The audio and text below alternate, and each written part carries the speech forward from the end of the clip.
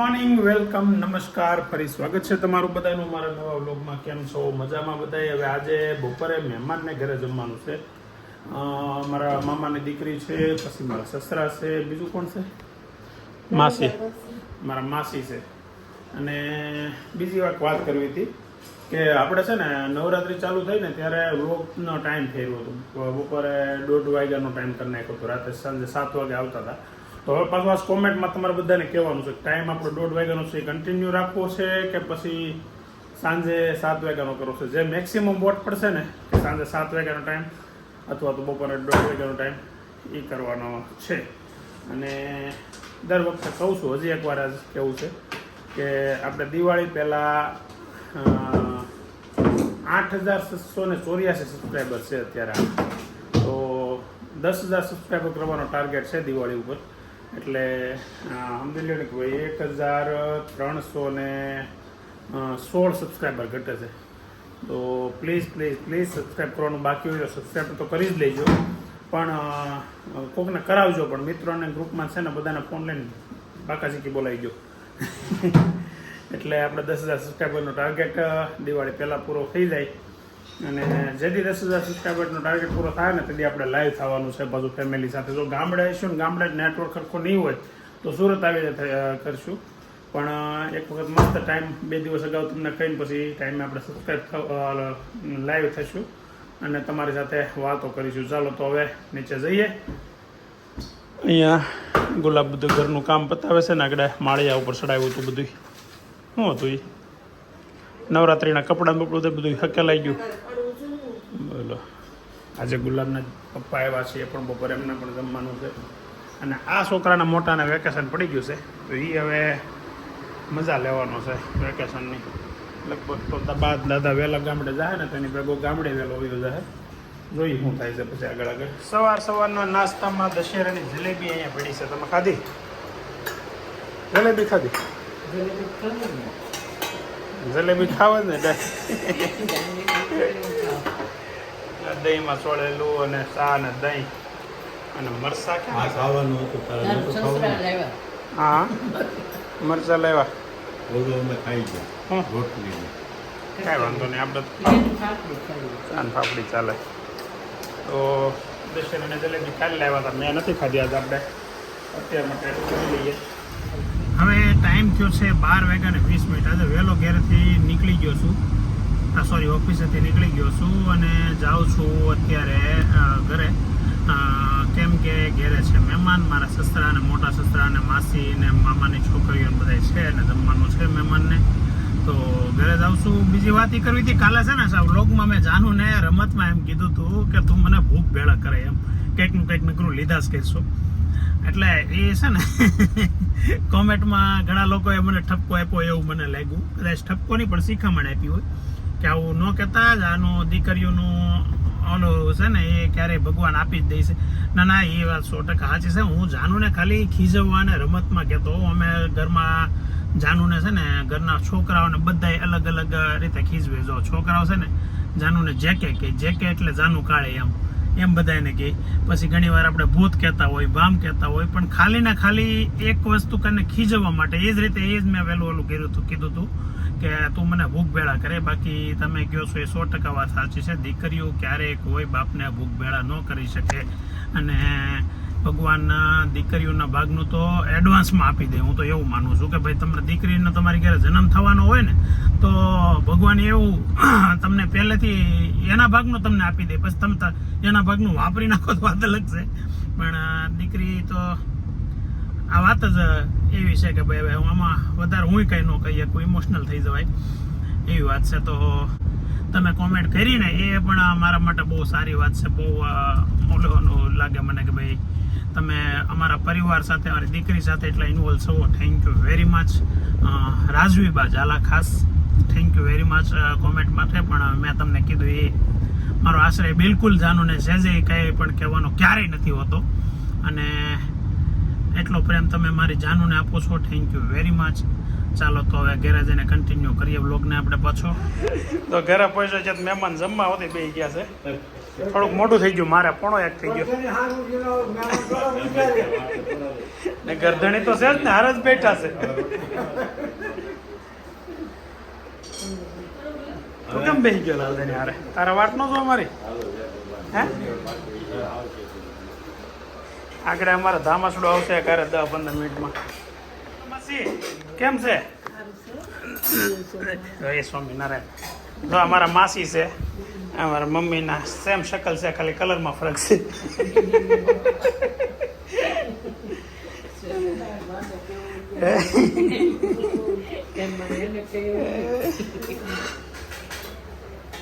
શું છે શું કરે? જો આ પ્રિયાંશી આ નામ મને નામ તો મને આવડે છે તારું, પણ એ નામ બોલાય નહીં ને. આ નામ બાવલી છે અને આ તો ધ્રુવીબેન જ છે. આ નામ તો ધ્રુવી છે. તો ધ્રુવીબેન આવ્યા છે દેહમાંથી ને બાવલીબેન અત્યારે પ્રમુખ પાકમાં આવ્યા છે. પ્રમુખ સાહેબ મહાલક્ષ્મી ભૂલાઈ ગયું. હા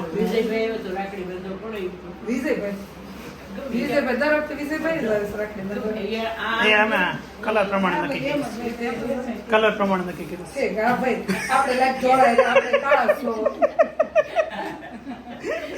રીધિ અહીંયા હોત ને તો હું જાત. રીધિ અહીંયા હોત ને તો હું જાત.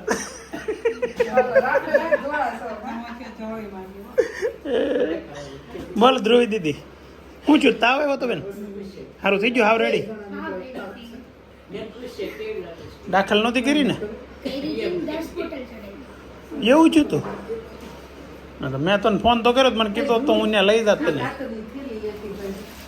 હું લાવીશ બતાય કેમ પણ અત્યારમાં હજી તો વાર છે ને. અત્યારમાં થોડું દવાખાનું ખુલ્લું હશે. તો હવે ક્યાં જવું? એવું છે.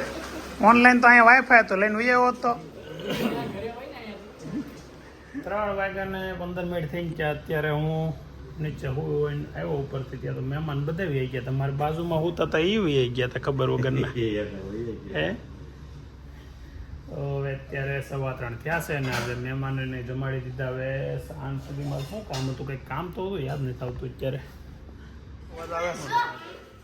ઓહો બેન્જો લીધો હે? બેન્ડ વાજાનું ચાલુ કરવાનું છે આપણે? ભણવામાં ભેગું નથી થવાનું, કન્ફર્મ છે. વાહ ભાઈ વાહ. ક્યાં વગાડવાનું? આપણે રૂમ બનાવવો પડશે ને સ્પેશિયલ તમારા રૂમમાં. તો તને વગાડતા આવડે છે? એકાદું વગાડ તો ખરા. જો પહેલી વાત આ લીધું છે ને, ખાલી રૂમમાં નથી વગાડવાનું, વિડીયોમાં પકડવાનું હોય ને તો જ તે. નકર હજી પાછું આપી દેજો. ખાલી આપણે વગાડીને અંદર મજા લેવાની એમ નહીં, વગાડ બધાને બતાવવાનું આવડે છે એમ. વાહ ભાઈ વાહ, સરસ, વેરી ગુડ.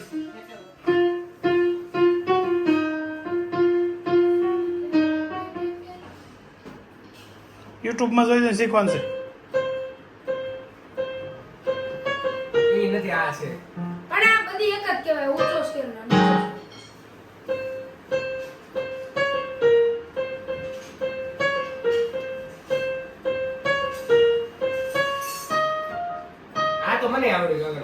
રસોઈ ચાલુ થઈ ગઈ છે. અત્યારે રોટલી શું છે? અત્યારે સબ્જી હે ની? હા અત્યારે ચાંદ રોટલી. વાહ. મઠો પડ્યો હતી.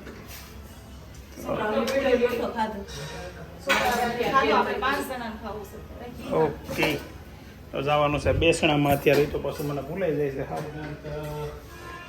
જાનુને શીખવા આવડી જાય? હા કોને કોને શીખવાનું છે આમાં?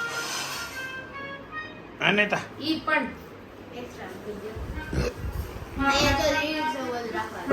સૈયારા વગાડતો એકવાર. સૈયારા વગાડ ને જેવું આવડે એવું ત્યાં ખબર જ છે એમ.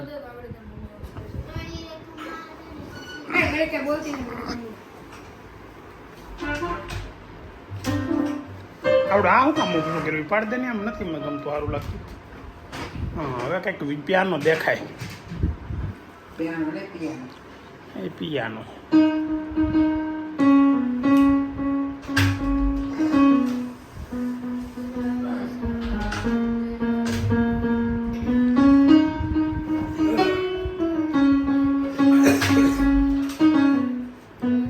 સિંધુ સતાથી થાય તો સારું.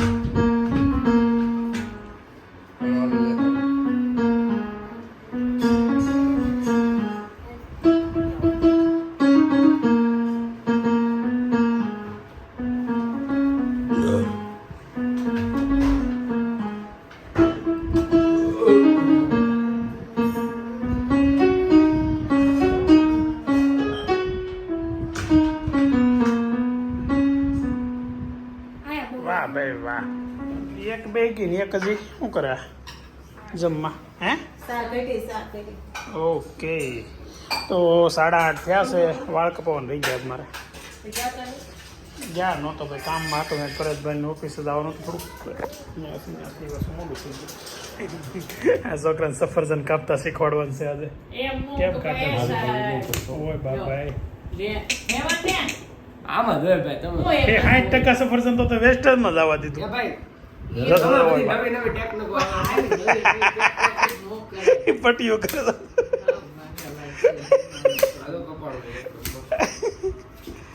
વાહ, આ પટ્ટી બતાવશે બધાને. બધા પટ્ટી બતાવી. વાહ ભાઈ વાહ. નવું જ ખાવાની આમ ઉત્સાહ. નવું નો આળા હોય ને એટલે જેમ હાથમાં આવ્યું એમ કાપી નાખ્યું. એ વૈસે હું આવું રે છે કઈ ખબર જ નથી પડતી યાર. જતો જતો એ બિયા કેમ કાઢે જતો. અને કોઈ નો ખવડાવે તોય નો ગમે. એવું છે. ઘરે એકલા એકલા હોય. કાચમાં ખવડાવવાનું છે ને. અહીંયા કવરાવાનું છે, એ વાત સાચી છે. હવે વેદાંત તું બેસણામાં કેમ ન આવ્યો બેટા? ફોન માંથી જ ઊંચો ન આવે, ફોન માંથી જ ઊંચો ન આવે. ગમે એટલો પૂછે ને વિચારવું કે નહીં વિચારવાનું, ફોન હાથમાં રહે ને વિચારવું પડે. ગમે એટલી વાર કઈ કાંઈ અક્કલ નથી આવતી, મીઠું છે કે નથી તને? ને કેટલી વાર એકની એક વાત કહેવાની હોય. ગમે ત્યારે કઈ ફોન કાનમાં બ્લુટૂથ હોય, ફોન હાથમાં હોય, આ બસ જોવે નહીં. ત્યાં ખીજાઈ જઈ એમાં પંખો કરો ને તમારે એમની તને હાથે સમજણ જ નહીં આવે. એવડો મોટો થાય પંખો કરો ને ગરમી થાય એટલે તને સમજણ હાથે આવવાની જ નથી. બારે બાર ને હોળે હાન ને બધું વટી ગયો તોય તને કઈ ખબર જ નથી પડવાની. હે પંખો કરો અલા અક્કલ જેવી જાત ને એવડો મોટો થતા જાય. હવે ઘર પરિવારનો સૌથી મોટો છોકરો, તને જ બુદ્ધિ નહીં આવે તો બીજાને કેમ કહી શકશું? આવો કોન્ટેન્ટ નો લ્યો ભાઈ, નો મળ્યો તો ઉપર જાગો બેટા. કાલે કોટા નો બધા વિડિયો આવે ભાઈ જો આજે છે ને કન્ટેન્ટ નહોતો મળતો એટલે વેદાંતની સર્વિસ કરી નાખી. હજી સર્વિસ હજી તને કઈ કહેતો નથી એટલે. અને તાર શું સાસ ઢોસા ખાવા જવા હતા? હે નહીં તને પાછો ખોટું બોલ ને એટલે નકર આજે નકર એમ ચોતું કે હું ઢોસા ખાવા લઈ જાઉં કે મારા દીકરો કે દૂધ શાક ને થઈ ગયું છે માણ કરી રહ્યો તો યાર.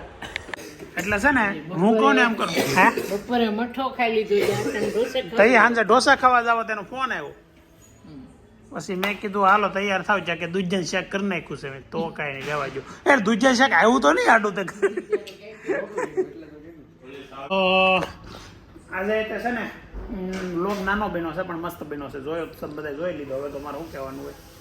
હવે કાલનો ટાઈમ ફેરવવાનો છે. તમે કોમેન્ટમાં જવાબ આપજો. કેમ કે પહેલો શરૂઆત કરીને ત્યાં તમને પૂછ્યું હતું કે આપણે 1:30 વાગ્યાનો ટાઈમ છે એ કન્ટિન્યુ રાખવો છે કે 7:30 વાગ્યાનો સાંજનો ટાઈમ હતો એ કન્ટિન્યુ રાખવો છે. તો ગયા નવરાત્ર હતા એટલે આપણે 1:30 વાગ્યાનો ટાઈમ ફેરવો તો પહેલાં તો 7 વાગે આવતો હતો, એની પહેલાં 1:30 વાગે બપોર આવતો હતો. એટલે હવે ફેરવવાનું છે. તો જોઈએ શું કરીએ. તમારા બધાના કોમેન્ટ અને તમારા બધાના અભિપ્રાય ઉપર ડિપેન્ડ કરે છે. તો કોમેન્ટ કરજો બધાય કાલે. જેટલા જોવો છો બધાય કાલે કોમેન્ટ કરો. એક વખત તો આજ થઈ જ જાય કે આપણે 6,000 કે 7,000 કે 8,000 લોકો જોવે છે ને તો 8,000 કોમેન્ટ થઈ જવી જોઈએ. એટલે પ્લીઝ આ વખતે તમે કોમેન્ટ કરજો બધાય.